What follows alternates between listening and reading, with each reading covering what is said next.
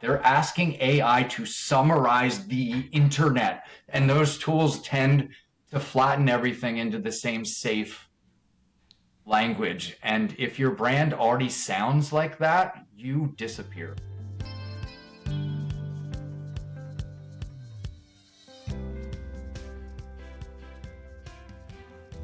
Hey Mallory, do you remember that time that you got into like super big trouble on LinkedIn for saying that you liked the Featherstone University campaign? Volt, what are you doing? Yes, I do remember. It was like less than a year ago. If anyone's not familiar, Featherstone University is a fictional satirical campaign that critiques higher ed elitism. And for some reason, it struck a chord with half of the industry. Gee, I don't know why. I have no idea. You want to know, actually? So I saw Joe Master, one of your colleagues, post about it on LinkedIn, and then I reposted and added some of my thoughts to it. And within like seconds, I had a text from Joe basically being like, higher ed's lost its swag. And this, like if people can't take a joke, like this campaign is brilliant. And I'm like, Joe, like I literally agree with you. And now we are getting skewered on LinkedIn because apparently no one agrees with us. I don't know. It was a moment. It was and fine. In terms of spoiler alert, we're welcoming today Joe Master. So Joe Master is my colleague at Carnegie, and he is one of the sharpest brand strategists in higher ed today. Before he got into agency, he spent 13 years leading marketing and communications teams at two large Philadelphia universities, Temple and Drexel. He served as the Assistant VP of Marketing and Digital Strategy for Drexel, and on the in-house marketing team responsible for executing the award-winning Ambition Can't Wait brand campaign. Now, the really important stuff to know about Joe is he can walk into a room full of skeptics and cranks and leave them questioning assumptions that they have made for decades. Joe is absolutely magic, and today we're going to find out how he brings it. Well, I am so excited to talk to Joe today because I need to get his perspective on how to appropriately measure brand awareness. I have talked to so many CMOs lately who are frustrated as they're in budget season that their CFOs are asking them to scrutinize and defend their brand awareness spend as if it were performance marketing. And that is really hard. I've also our amazing sponsor, On Deck Marketing. I know this is a topic that is near and dear to their hearts because On Deck is an always-on visibility layer for colleges and universities that need to have consistent presence inside of schools. And when an institution is assuming that their brand is reaching a high schooler, because they have a robust digital presence, the student can scroll past that pretty easily. Or it might never even reach their phone with all of the new restrictions that are in place around targeting the under 18 audience. So for On Deck and for myself and for all those CMOs that I have been chatting with who are having this challenge of defending brand awareness spend, I'm adding it to the list for our chat with Joe. Are you ready to get into it, Volt? Let's go. All right. So, Joe, I actually had no idea that you studied English and philosophy. Hello?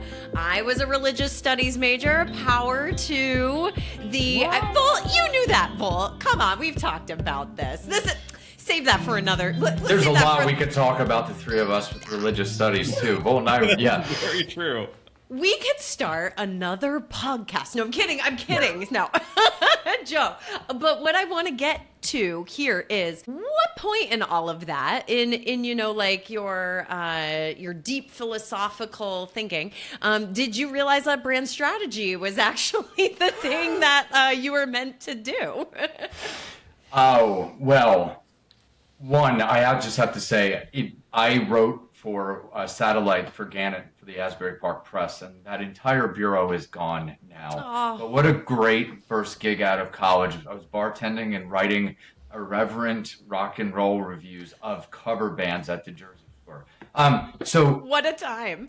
Mallory, that's a great question, but I didn't have that realization. I had the realization in third grade that I was going to be a writer when I wrote the short story about the epic battle of potato chips and pretzels. And after that, Mrs. Spicer started making popcorn and would have me read my stories. I was like, wow, maybe I should be a writer. So I'm glad that we're starting with this question because my education does mean the world to me. It's the only thing that I have ever paid for that hasn't let me down. So Pitt taught me to be a writer, and my philosophy professors taught me to make sound arguments with an economy of language. And they also taught me to have confidence to break up massive amounts of words that I had no idea what they meant, and to kind of put sentences into math through logic and to come up with new frameworks, right? So studying writing really taught me about branding. Absolutely. I just didn't know it at the time. I think that as a writer, you have to find your brand. And I know both of you are excellent writers, and I'm hoping you'll resonate with this. It's finding your voice. It's about your own authentic expression. It's my tone, my rhythm, my point of view, your own aperture. And it can be really painful finding it, just like it's painful sometimes doing brand building. And, you can start out with emulation. Like for me, it was Hemingway and Faulkner and Joan Didion and Flannery O'Connor. And I tried so hard to write like them. And what happens when institutions first dip their toes into the branding waters? I want to be like that school. I want to sound like them. I want to look like them. But when I tried to write like Hemingway, I've shared this with Volt. It was like I was a third grader. I sounded like a child. It was like, we did this, and then we did that, and it was raining, and the river was rising. I was not scared, and then we drank wine. Right? But you find your voice, right, as a writer, and this is the connection I'll make. Branding is uncovering that institutional voice. It's making a reliable narrator to share your stories with the world. Even the most mundane stories are so much better when they're through that aperture of brand. I'm genuinely interested in who won in the potato chip versus pretzel battle for the record. At the time, it was potato chips because, they had more salt. But now, pretzels would totally win. Part 2 to come. Are you sure about that? Because as far as I'm concerned, if you don't like it fried, you're never going to like it. And our next podcast, fried foods. No. One more thing I want to share for your listeners here is a piece of advice, actually, of something to read. To me, the most important book I've ever read about branding isn't about branding at all. It's Writing Down the Bones by Natalie Goldberg. I don't know if you've ever, it's like, it used to be required reading in creative writing programs. I had to read it in fiction. And it's really cool because it's about the creative process, but it's blended with some Zen Buddhism. Okay. And it's like these tenets I always go back to. It's like, go to your first thought. Don't let the social conditioning filter in yet, because you make your first decision based on emotion, and then your second, third, fourth, fifth, you rationalize. So as a writer, same thing for brand. Use the beginner's mind, approaching writing with like this meditative almost state and openness to all that can come. Ignore the mechanics is another tenet that she talks about, which is like, when I think about higher ed, let's liberate ourselves of all of our language and all of our acronyms and all of these long names that have literally walled us in. I could keep going. And we could have you go on forever. And I just wrote down that book, Writing Down the Bones. All right. Very cool. Running, not walking, to Amazon right now. But speaking of brands, Joe, so you launched that iconic campaign for Drexel, Ambition Can't Wait. It was hugely successful. It ran nationally, and it worked. I'm very curious about the backstory. What was the version that would have shipped if Drexel had been a more timid institution? Oh, wait, I know the answer. It's Ambition Can Wait. I was just going to say, Ambition Can Wait. How about alignment can't wait? Or investing in brand can wait. We could go on. But ching. Drexel's so cool. First, though, I have to add a slight correction. I didn't actually launch it. So here's some backstory. So I worked at Drexel for 5 years. I left for Temple and I was assistant dean of the College of Liberal Arts. And I came back specifically to work with Lori Doyle, a great mentor of mine, and Craig Campus, one of the most incredible marketers in higher ed, to take that campaign in house. It was actually uh, devised by Ogilvy. And the first iteration of the campaign were these 6 beautiful, extremely expensive pictures of people like this in the air, and their bodies were exploding with ambition. There was one for like medicine, and there was beakers coming out. There was one for like media arts and design with like a treble clef.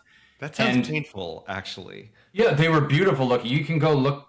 They're all on Google. You can find it. But what we did is we took it in house. We took the creative in house. We took 2 teams.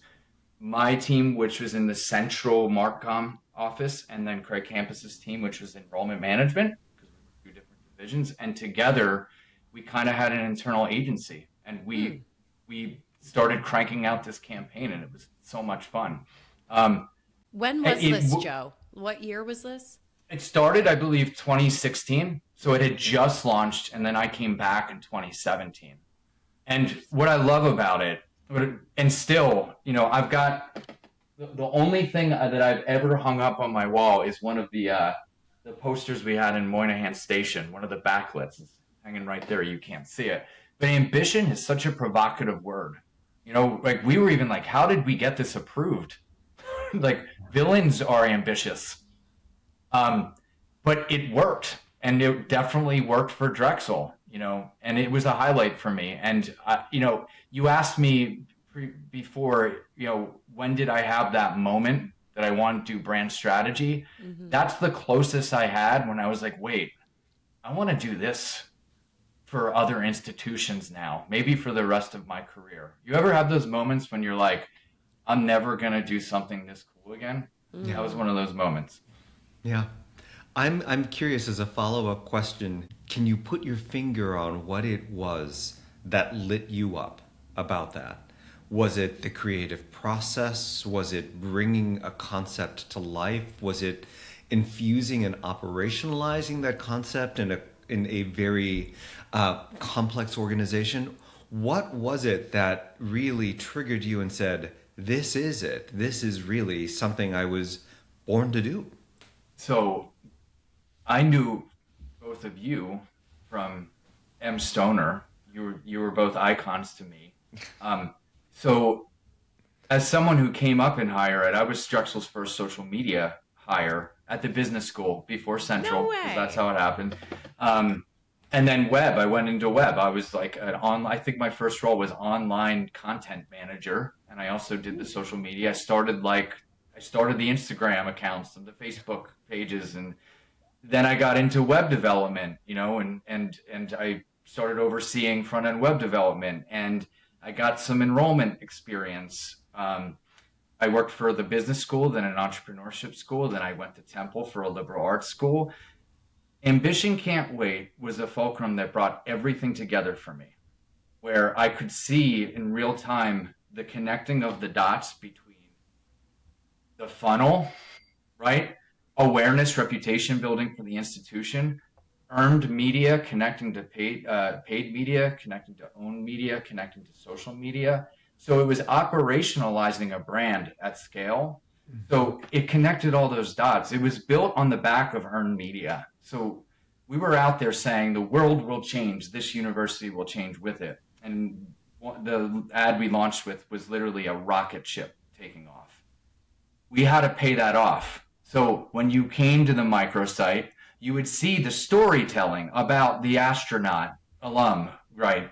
You would see all of the proof points. And what we did is Drexel still has an incredible media relations operation. We built that campaign based on the best stories that we got in the press, and we placed the media in news and news-like places. So we wanted to inject the campaign into places where conversations about the world changing were happening. So the media, when we were on TV, we were on Fox News, MSNBC, CNN. We were on the late night talk shows. We were on primetime news. And we were in the New York Times Sunday Magazine. We did print, we did a lot of out of home. So it connected all those dots for me personally. And also, you're going to get a kick out of this, Volt. So ambition, right? Weird word, right? But to me, I always thought about the Latin or the Italian, ambire, to go around, about like the etymology of the word. Like ambition used to mean, in Rome, politicians would literally walk around to drum up support. So in my head, I was like, this campaign is about elevating reputation. It's the original Latin, not the old English, when ambition became, the desire to achieve. That's amazing. I love that. Joe, just last episode, we were talking with Tracy Halverson about the challenge of blanding within the sector, and how, a lot of institutions use a lot of the same words to describe themselves. And when everybody has, world-renowned faculty and global experiences, et cetera, these words start to lose their meaning. And I know that we've DM'd about this. I don't know if we've talked on air about this, but we've private messaged about how higher ed has a storytelling problem. I think your words exactly were like, higher ed needs to get its swagger back. And, there's been examples of campaigns over the past year that have maybe pushed the needle and have kind of ruffled some feathers along the way, because they're not your typical good old higher ed brands. And so I just want to hear you sound off on this. Tell me more about how higher ed needs to get its swag back. Yeah. And I'll go back to something I recently wrote that Volt and I have discussed too, which is that I'm tired of hearing that higher ed has a storytelling problem. We don't. Good. And everyone's heard it. And for all of you out there who keep hearing it, there's a club for us. It's called AMA and CupRap and PRSA and all the other organizations where we meet. But we have a personality problem. And, I always will look out of sector, right? So I have a soapbox I can stand on right now. See, I just stood Hop on up. it. I'm taller. Let's look out of sector. Lego is creativity. Ooh. Patagonia is exploration with values. Liquid Death is irreverence as hydration, and Coca-Cola is classic nostalgic happiness. And they don't change their personality with each recruitment cycle, or when the fiscal year rolls over, they're not changing how they express their personality. They understand that repetition is recall. So the consistency in creative expression results in consistency in how your brand is perceived. So I think I might have heard you say this at CupRap, Mallory. The product is not the innovation, right? And Volt and I have talked about this too, right? So I totally, I worked for Drexel's entrepreneurship school before I went to Temple and came back, and I remember reading The Lean Startup by Eric Rice. And it talked about the minimum viable product model, and that changed things for me. The product is the tool to get the insights. It's not the success on its own. It's the product tests the hypothesis, right? And then I've heard you talk about this in many different ways too. The experience being the innovation. The innovation is the insight, the model, the scaffolding that grows around the product. And I've gotten into some really good conversations with this recently too, because I think what it comes down to is, what is the product? When I think about swagger in higher education, we've got it in corners, and I'm excited about, I'm seeing more, and I think you are too. I remember the first brand strategy, one of the first brand strategies I built was for Valparaiso University. And I had one of those moments where I cried. I do that. Landing their brand essence, and it was discover joy. That's the product. I choose to go with the magic, and I will always chase that magic. That is really cool. So, Joe, let's talk about how that magic translates into practical terms. You had said at some point that the payoff for getting personality right is that you get to market less because the brand does the work. Now, it sounds really profound, but if you're a VP of marketing under constant pressure to produce leads and show ROI and justify every dollar, that sounds like a long tail bet in a short tail world. All right. Make the case. Okay, so one disclaimer. I used to oversee paid media for a large university. It's been years since I've had to oversee media, so I will say this: I am not saying I do not believe in marketing at all. I absolutely do, or paid media, or digital marketing, or performance marketing, or lead gen, or however we want to call it. But I do believe that brand needs to be at the center. I believe that brand is the best performance marketing. So while the tactics have changed, and I believe I'm a dinosaur in terms of that now, and I will admit it, I believe that the tenets haven't. So we are always focused on the next cycle. And it's like every year, and it's almost like there's a cognitive dissonance sets in. You know, we were down last year, but we end up doing the same thing with some tweaks. But more likely, it's that we don't have the budget or the resources, be they human or otherwise, to actually make those changes. And I'll say it like this. Bradley Fuster, who's the provost at San Francisco Bay University, posts on LinkedIn all the time about health. He says, if you do not make time for your wellness, you will be forced to make time for your illness. And that's what I think we're talking about here. Are we going to invest in fitness, or is it just we're going to crash diet? Are we going to plant trees that are going to cast shade on us for the long term? Or are we going to keep buying temporary band-aids? So people need to know who you are and what you believe and what you value before they're going to consider making that huge decision, the biggest investment in their lives, to come to you for an education. So investing in brand over time can begin to fill those gaps. The top of the funnel, if you let it, and I understand that this sounds controversial, but I do think that it comes down to that human connection, that student connection. Your content can build community and fellowship rather than just, and I just say just, pushing people so hard down the funnel. People need to feel as well.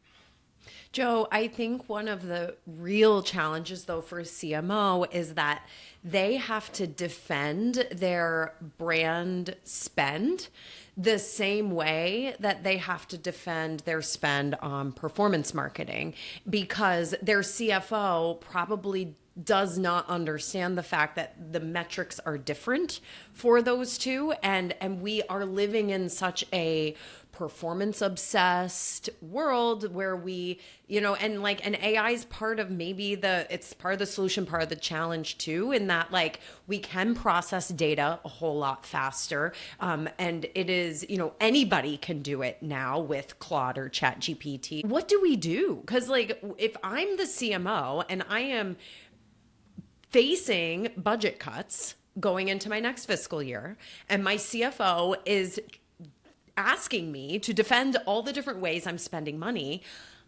I might not have the language to justify why I'm doing some of the out of home brand awareness, et cetera, in the same way that I am, more easily able to just give them a report that, is spit out for me with all of the digital advertising I'm doing. Can you fix this for me, Joe? Yeah. Joe can fix everything. Like typical, when I used to do debates in high school, I'm like taking notes of your question so that I know how to respond to. A few things. One, the fact that brand health and reputation would only be under the aegis of a CMO needs to change. Ooh, yes. Brand is an institutional strategy issue that we are trying to anthropomorphize, because higher ed is nascent in terms of getting into branding and marketing compared to consumer goods and other sectors. It's about institutional strategy. So that's the first thing, Mallory. This needs to be a phalanx with enrollment, advancement, marketing, communications. I could even make a case for an entire cabinet. This needs to be operationalized, and what I mean by that is that we need to know how we are regarded if people know us and where they know us and what they know about us. It's going to make our marketing perform better too. So yes, that can be a hard sell, but the first thing, it just can't be the CMO saying it. And I think that's why we keep having this talk. I think that measurement's another thing. Yeah. I think a lot of institutions end up getting their market research budget, if they do get one, by taking it out of somewhere else. I think that industry perception, market research needs to be operationalized. We do that with our buildings. They're literally at our universities and colleges and universities, buildings have operational budget for upkeep. We need to do that for brand. And it starts with the data. And a lot of institutions don't know where they are. So how do you know if you've moved the needle if you don't know where the needle is? Tell me about your views on AI. How does does it have a role at all in branding and human connection? And if so, what is that role? I think what AI does is it exposes who doesn't have a strong brand. Volt, I think you and I might have discussed this earlier this week. AEO is brand. So let's think about this from the point of view of institutions using AI, but not using the foundation of a strong brand, right? In how they are actually tactically using it. So when it becomes so easy for everyone to make a lot of really decent content, it's like scarily easy to make decent content. Most of the content starts to kind of blend and sound the same. And AI can write our emails and our ads and our landing pages, and it can do it so fast. And let's think about for enrollment, for instance, what kind of tone is everyone going to end up writing in? It's going to be professional, encouraging, friendly. So you end up with content that's good. It's good. It really is. But it can be really beige. It can lack any of that differentiated personality. And students aren't just searching using Google now. They're asking AI to summarize the internet. And those tools tend to flatten everything into the same safe language. And if your brand already sounds like that, you disappear. So I think that brand matters more now. Just like, Volt, I loved this piece that you wrote about websites. They matter more now. It's more important now, right? So we cannot let AI average out to the middle of the road branding. We need to invest in branding with AI. So I see AI in terms of branding as a catalyst for us to care a bit more. It's just another proof point to say this is why you need to invest in personified storytelling. Who are you? What do you stand for? Why should people connect with you? AI is going to expose whether or not you have an answer to that question. I appreciate what you said about the beige content. Because I think it's tough when you're on a team of one or two and you're working at 120% capacity as it is. Mm-hmm. There's probably some things that beige content is going to be fine for.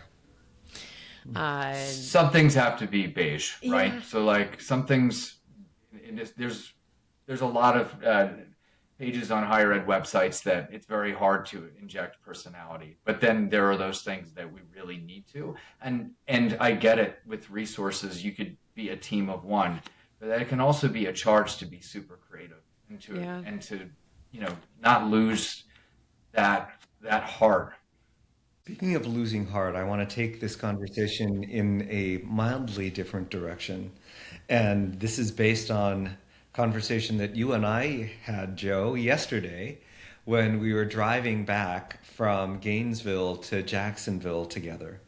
And you were telling me about a point in your career where things didn't go quite the way that you were hoping they would go, that you had some great expectations and hopes, and that you, I believe the way that you put it is, I got knocked down. And I want you to talk a little bit about that, if you wouldn't mind. Oh, so let's get vulnerable. Um, and this is perfect to be talking about it with Mallory, um, because I did get knocked down. You know, we all have our trajectories, and we all, when we start out in our careers, we can go pretty far without getting knocked down. And I got knocked down.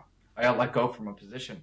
Mallory, you really, really, I don't want to tear up, but you really influenced me in the most positive ways, and I've been trying to pay forward what you did for me ever since. So, to all the listeners or watchers, Mallory insisted that we meet, and I don't think I wanted to. I was like, my tail was between my legs, and you told me about your experience, and it doesn't matter who the experience is with, the pain, the levels of you go through the mourning process, but the message that you gave to me when we met on Zoom was a message of hope that said, hey, I might have something for you, but you're going to be really surprised at how your network's going to come out for you. And it did. I thought it would be 6 months. It was 15 days. And I think you had a similar experience too, right, Mallory? I did. Yeah. I mean, that's the thing about getting knocked down. Like, you don't realize how you've built a safety net underneath you until you have to fall into it. And I was let go from a role a handful of years ago and had that moment. I will never forget that day. I thought I was like, my career is over. How can I show up at the next AMA with my head held high? It was really hard. And you go through all the many stages of grief, because you get really angry and then you're kind of like happy because you're like, well, I guess I don't have a meeting at 2:00 now.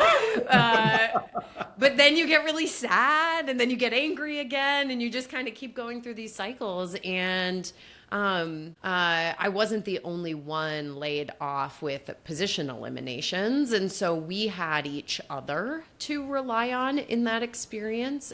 I didn't know if you had that, though. And I knew how important it was for me in those first couple days to just have people that I could turn to and kind of say anything to, but then also like just have people talk to me, because I didn't feel like I was in no position to be talking half the time. I was crying. And yeah, I can't recall if we had a call on the calendar already or not, Joe, but there was something in the universe that was just like, it forced Joe to talk to you. Let him know he's not alone. Let him know that even though that door closing might feel really bad right now, the room he just walked into might be better. Yeah. And something else that you said to me is, make sure to try to have some fun. Yeah. And I actually, I took my son, it was in the summer, I took my son to day trips at the beach, and I had some wonderful memories that I wouldn't have had. I mean, it was very hard for me to get out of my own head, to be in the moment, but I did take your advice, and I want you to know, Mallory, that I have paid that forward. I 4 to 6 meetings a month with people who are in a state of transition, and I always tell them what Mallory did for me. And I have to keep doing it for other people. And, we become... Volt. And yet again, listeners, another episode ends in tears. Yeah. But also, Volt, I can make you cry even more, sir. You were somebody who counseled me through that time, too. I remember having phone calls with you. You've counseled me through a few of my transitions. And I can't tell you both how grateful I am for your friendship. Ditto. I just got a lash treatment this morning. I'm not allowed to get my eyelashes wet. Can you stop it?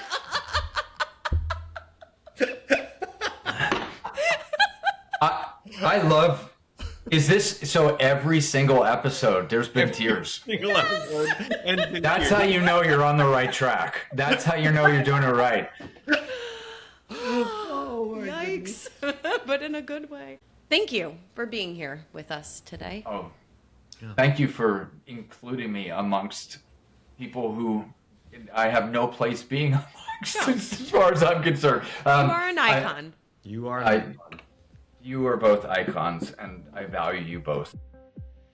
We come back to this again and again every episode that we have when we talk to our colleagues and friends how important and how special this higher ed community is, and how the phrase keeps playing through my mind, how we show up for each other. Yeah. And I think that's a really remarkable thing, and it's a gift. It's and the fact that he now pays it forward because of the kindness that you showed him, it makes me wonder how many of us are paying it forward, Yeah. right? Yeah. Because of something wonderful and unnecessary that someone did for us when we were in a time of need. Yeah. That's really awesome. It is. It's really cool to know that one conversation could have such a ripple effect and have such an impact too. It's just amazing.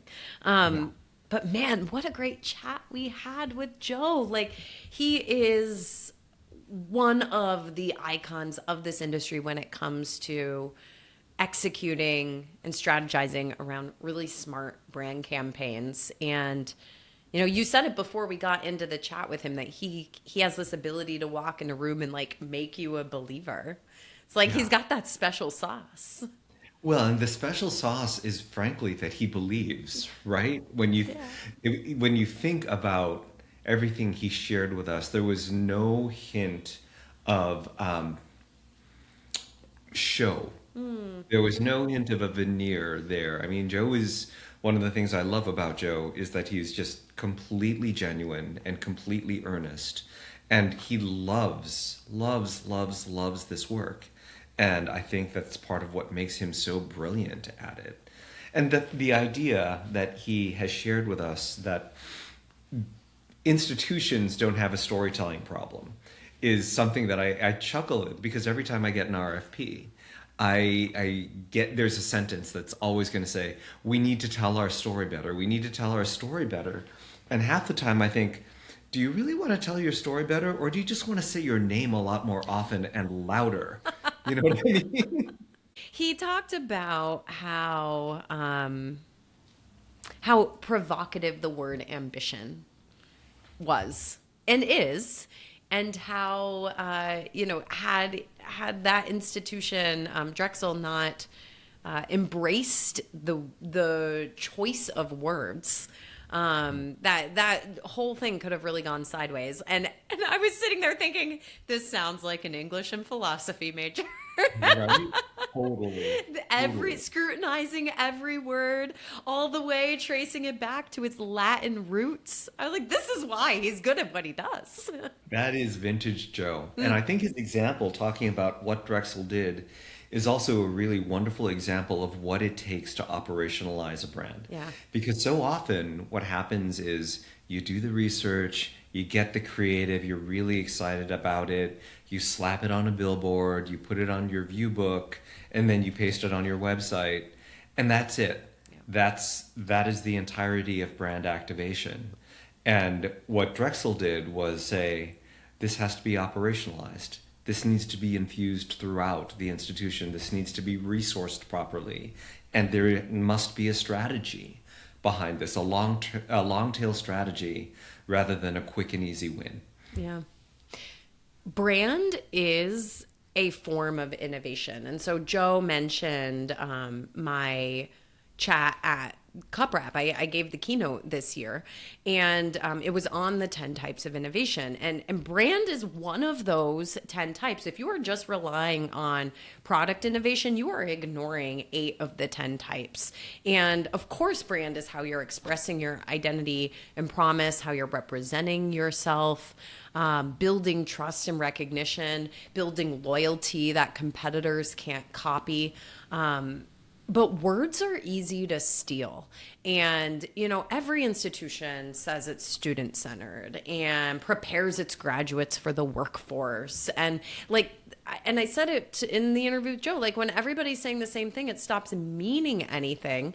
And I love that he actually brought up Patagonia because there's such a great example of brand innovation. Like they have deep rooted environmental values that they have turned into a real commercial advantage, and their customers don't just buy their high quality products, they buy their mission. Like what other company shuts down on Black Friday, right? Like Patagonia shut down on Black Friday and said, go climb a mountain instead, right? Because that was part of their brand.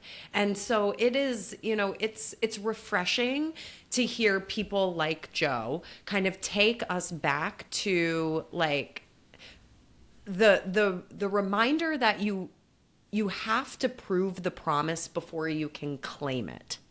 And once you can prove it, then you can really unlock brand innovation. Drexel could not have claimed ambition if they were not proving that ambition.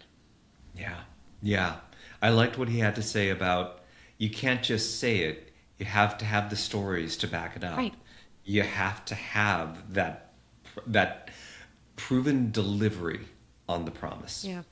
And I've got to say, when he mentioned to me, well, I've been attributing this quote to Joe for the longest time. The product is not the innovation. And when he said that came from you, I was like, uh-oh. So, Mallory, say a little bit more about what that means. Sure. Well, it goes back to the 10 types of innovation, which is a framework from Larry Keeley in his time at Dublin. And there are 10 types of innovation. He and his team researched 4,000 or 5,000 types of innovation and put a framework and a process around it and categorized it. And for Larry Keeley, innovation, like the definition is that it must be scalable, change behaviors, and deliver significant new value for which customers will pay. And so oftentimes when we think about innovation, we are just thinking about the cool new mousetrap, right? The better mousetrap, the thing that we see on Shark Tank, right? The water bottle that can clean the water, not just like allow you to drink from a straw. Love those. Which, like, I've got a Lark too. Like, it's great innovation. But like when you analyze thousands of successful innovations across industries, you see that it isn't just one thing. It isn't just about product systems and performance. There's actually all of these types of innovations around configuration, which is how you organize your work, and experience, which is how you are connecting with people, which is where us marketers tend to live with brand, service channel, and customer engagement innovation, right? So if you are only honing in on the product, which in higher ed, we're selling our degrees or our certificates, if you're only innovating there, you are innovating in like the types of categories that are most public facing, the easiest for your competitors to copy, and ignoring the 8 other types of innovation that actually move your institution forward. Very cool. It's a whole keynote. We could do it another day. I've heard that keynote was epic, and I am going to take you up on that. Well, listeners, as we are continuing to build our higher ed icons brand, one of the things that you can do to support us is by subscribing wherever you are listening to this podcast and sharing it with a friend. We so appreciate it. 5-star ratings and comments help us to grow and help us to spread the news of these amazing icons. Volt, what a lovely episode, and I'm already so excited for our next guest, who is a dear friend of mine, and that is all I will say.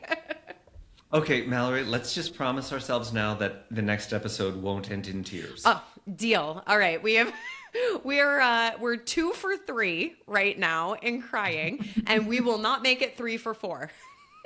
Awesome. Well, listeners, thank you for joining us today, and we leave you with our parting thought. Be iconic. Be iconic. We'll get that eventually. Bye. Higher Ed Icons celebrates the pioneers, thought leaders, and changemakers who have shaped and continue to shape higher education marketing. New episodes drop every other Tuesday. Subscribe and leave us a rating wherever you listen. Higher Ed Icons is made possible by our founding sponsor, On Deck Marketing, keeping colleges and universities visible where students learn, walk, and scroll. Learn more at ondeckmarketing.com. That's ondeckmktg.com to learn more.